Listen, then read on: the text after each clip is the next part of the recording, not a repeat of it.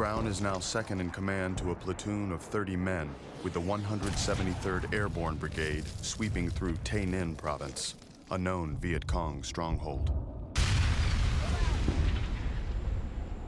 A lot of my guys are from places like New York and Chicago. Boys have barely been out the city, let alone been out in the middle of a jungle like this.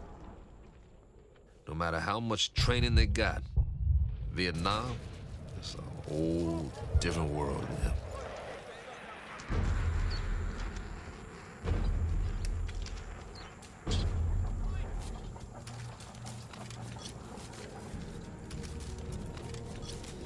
Summer daytime temperatures average over 100 degrees Fahrenheit, while a 100% humidity is like being in a steam bath 24/7.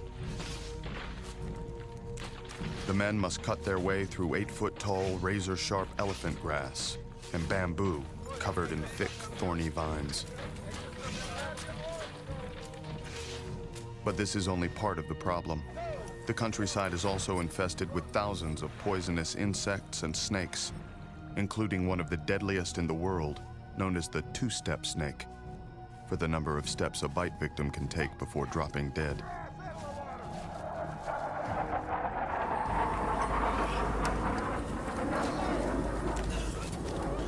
Brown and his men must navigate this treacherous terrain under the constant threat of ambushes and booby traps, looking for any signs of the elusive Viet Cong.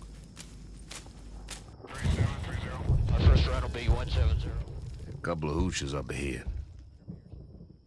I tell my radio man to call back to camp and tell him we're gonna search it fast for nightfall.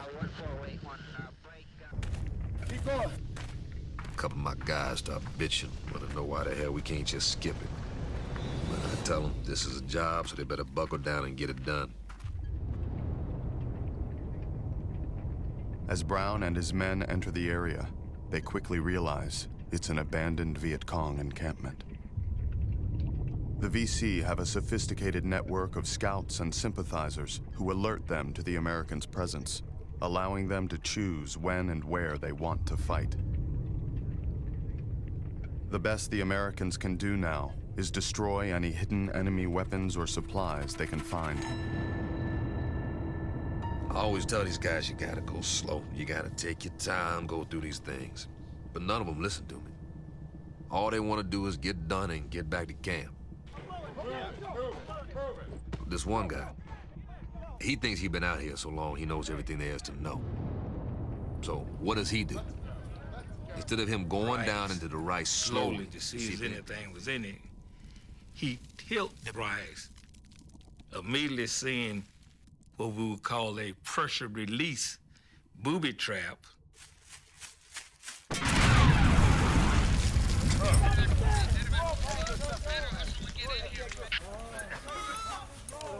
The booby trap blasts Brown and two of his men with shrapnel.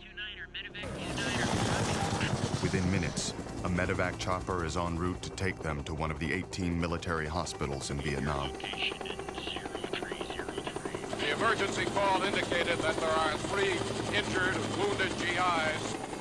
We're on our way, flying above what has to be considered insecure, hostile territory.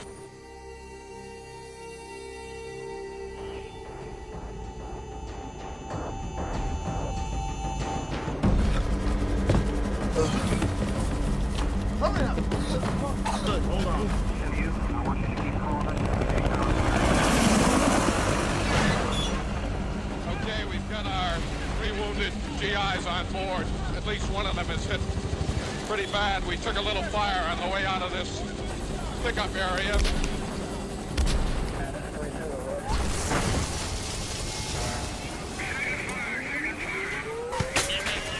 Medevac to Niner.